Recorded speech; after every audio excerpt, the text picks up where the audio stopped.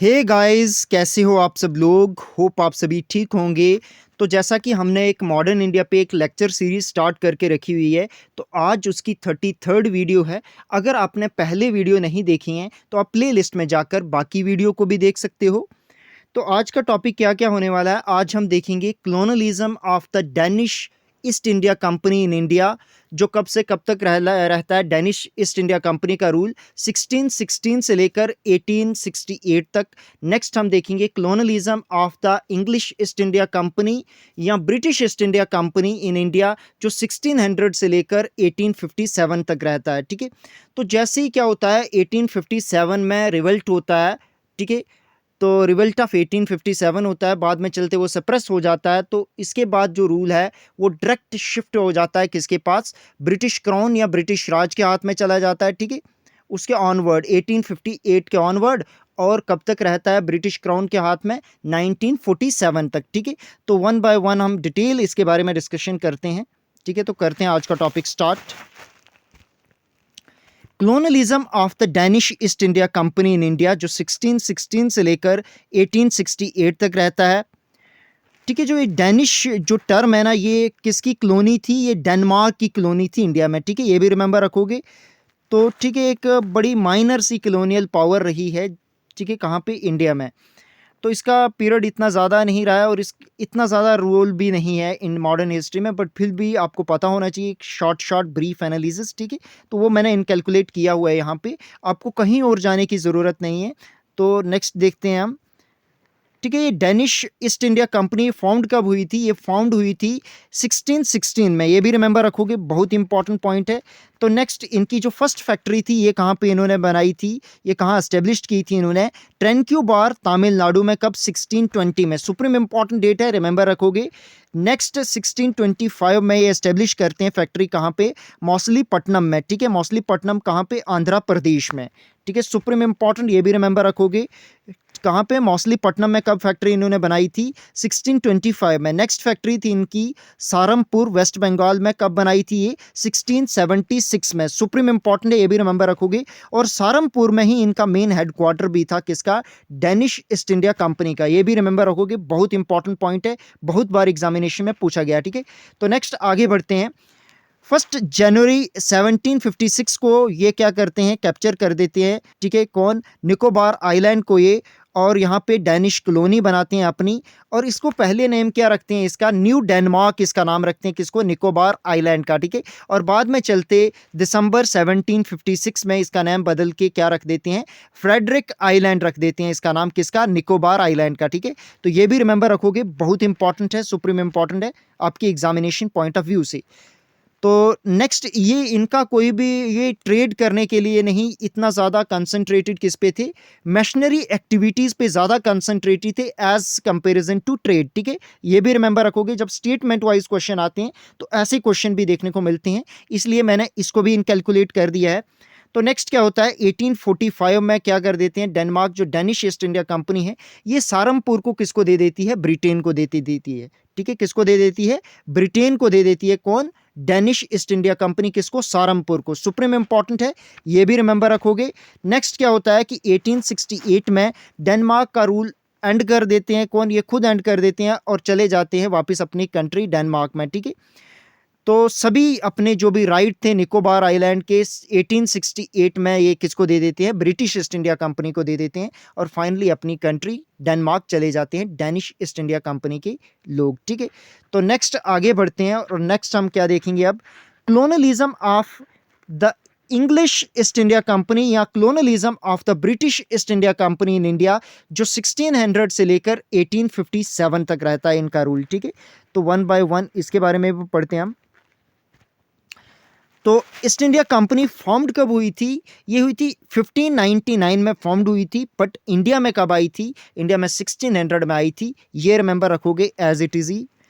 ठीक है, तो इसी कंपनी जो इंग्लिश ईस्ट इंडिया कंपनी थी, इसको पहले क्या ओरिजिनली क्या बोला जाता था, जॉन कंपनी इनिशियल डेज में। ठीक है, ये भी रिमेंबर रखोगे, सुप्रीम इंपॉर्टेंट पॉइंट है।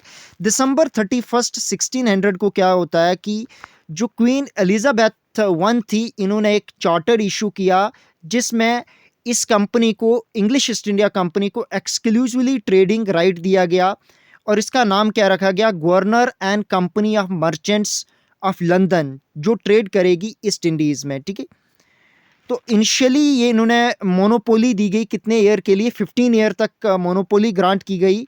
ठीक है, किसको, इंग्लिश ईस्ट इंडिया कंपनी को। सुप्रीम इंपॉर्टेंट, ये भी रिमेंबर रखोगे। और बाद में चलते मई 1609 में ये एक्सटेंड करके इनडेफिनेटली एक्सटेंड कर दी गई, फ्रेश चार्टर तक आते, तो ये भी रिमेंबर रखोगे। उसके बाद इनके जो फर्स्ट गवर्नर थे उसका नाम, उनका क्या नाम था, थॉमस स्मिथ था। और ठीक है, थॉमस स्मिथ और ठीक है जेम्स लैंचास्टर, ये एक शिप में आते हैं जिस शिप का नाम था रेड ड्रैगन। सुप्रीम इंपॉर्टेंट है रेड ड्रैगन। तो जो जेम्स लैंचेस्टर थे ये कमांडर थे इस शिप के, किसके, रेड ड्रैगन के। सुप्रीम इंपॉर्टेंट, ये रिमेंबर रखोगे। बाद में चलते 1608 में हॉकिन भी आते हैं इंडिया में थ्रू एक शिप जिसका नाम था हेक्टर। सुप्रीम इंपॉर्टेंट शिप है, ये भी रिमेंबर रखोगे।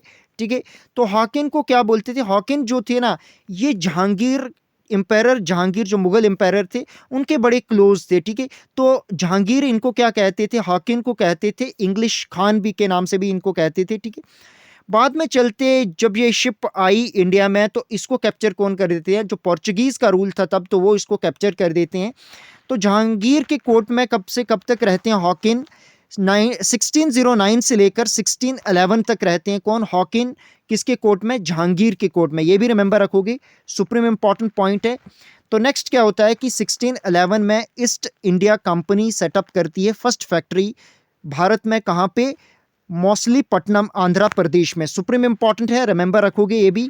उसके बाद 1611 में क्या करते हैं, कैप्टन मिडल्टन क्या करते हैं, परमिशन ले लेते हैं मुगल गवर्नर जो सूरत के होते हैं वहाँ पे ट्रेड करने के लिए, ये भी रिमेंबर रखोगे। उसके बाद 1612 में क्या होता है कि ये कैप्चर कर देते हैं सूरत, कहाँ से, पोर्चुगीज से। तो सूरत कहाँ पे है, प्रेजेंट डे गुजरात में। ठीक है, तो ये भी रिमेंबर रखोगे। 1613 में क्या होता है, ये एस्टेब्लिश कर देते हैं कहाँ पे, बाद में चलते फैक्ट्री कहाँ पे, सूरत में, ये भी रिमेंबर रखोगे। और नेक्स्ट 1633 में ये फर्स्ट फैक्ट्री बनाते हैं कहाँ पे, ईस्ट इंडिया में, हरिहरापुर, बालासोर, उड़ीसा में। ठीक है, ये भी रिमेंबर रखोगे, बहुत इंपॉर्टेंट पॉइंट है। नेक्स्ट 1639 को कंपनी गॉट करती है लीज, कहाँ से, मद्रास की लीज इसको मिल जाती है वहाँ के लोकल किंग से, कब, 1639 को। ठीक है, सुप्रीम इंपॉर्टेंट है। और बाद में चलते 1639 में ये एक फोर्ट बनाते हैं, कहाँ पे, फोर्ट जॉर्ज बनाते हैं मद्रास में। ठीक है, तो बहुत इंपॉर्टेंट है।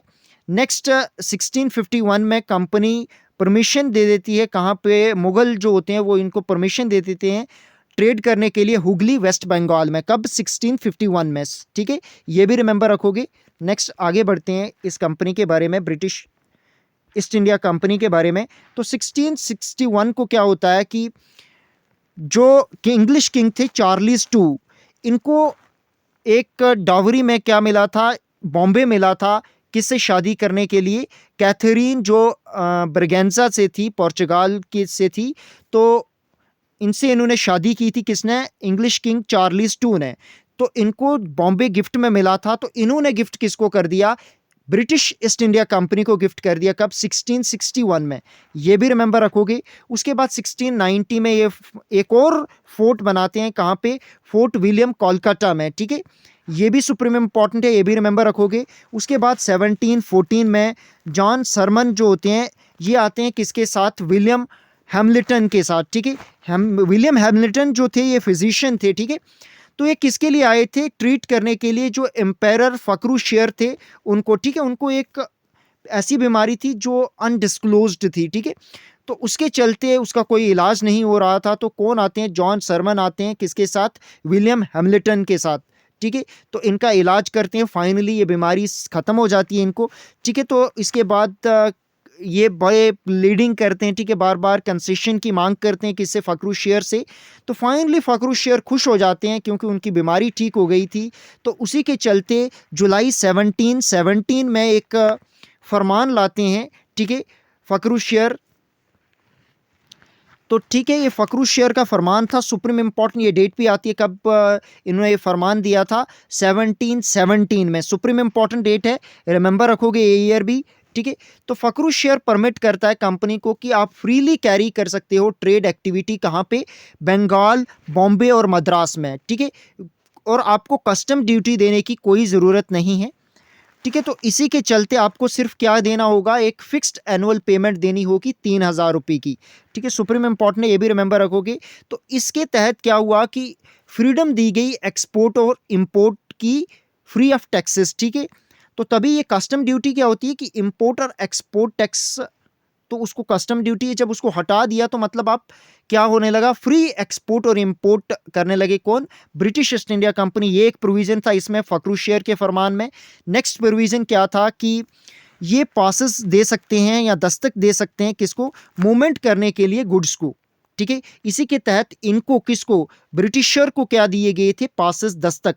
बट इन्होंने इसका मिसयूज किया और बाकी सर्वेंट जो कंपनी के से थे उनको भी दे दिए, बट ऐसा फरमान में नहीं था।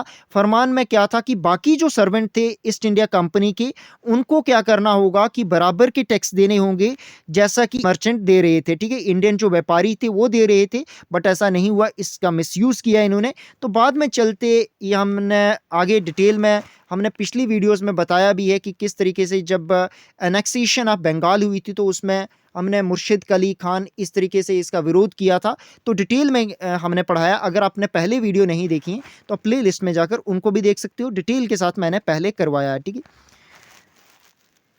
तो होता क्या, नेक्स्ट क्या होता है कि 1796 को ये कैप्चर कर देते हैं साइलोन, जो श्रीलंका को बोलते थे, पुराना श्रीलंका का नाम क्या था, साइलोन। उसको कैप्चर कर देते हैं कहाँ से, डच ईस्ट इंडिया कंपनी से कैप्चर कर देते हैं।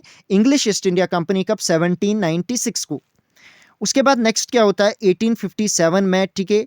चलते जब रिवल्ट होता है, कब, 1857 का विद्रोह होता है, तो बाद में चलते ये विद्रोह सप्रेस हो जाता है। तो इसके चलते ये कंपनी जो इंग्लिश ईस्ट इंडिया कंपनी थी या ब्रिटिश ईस्ट इंडिया कंपनी थी, उसका रूल एंड हो जाता है इंडिया में। और कहाँ पे नेक्स्ट ऑनवर्ड, जो फर्दर ऑनवर्ड फ्रॉम 1858 ऑनवर्ड जो है वो किसके अंडर आ जाता है, भारत का कंट्रोल वो आ जाता है ब्रिटिश राज या ब्रिटिश क्राउन के अंडर, टिल 1947 तक, जब भारत आज़ाद हुआ, ठीक है। तो हमने डिटेल में एनालिसिस किया आज, क्या क्या देखा हमने, colonialism of the Danish East India company, उसके बाद हमने देखा colonialism of English East India company in India, उसके बाद हमने फखरुशेर फरमान देखा, ठीक है। तो आज की वीडियो यहीं पे एंड होती है। अब अगर आपको ये वीडियो इन्फॉर्मेटिव लगी तो अपने फ्रेंड लोगों के साथ शेयर करें ताकि वो भी इसका बेनिफिट उठा सकते हैं। अगर आपने वीडियो लाइक नहीं की तो लाइक करें, कमेंट करें अगर कोई क्वेरी है, हमारे चैनल इन डेप्थ को सब्सक्राइब करें। मैं आपको टेलीग्राम ग्रुप का लिंक भी डिस्क्रिप्शन में दे दूंगा, आप फर्दर अपडेट के लिए उसको भी ज्वाइन कर सकते हो, ठीक है। धन्यवाद, थैंक यू फॉर वॉचिंग।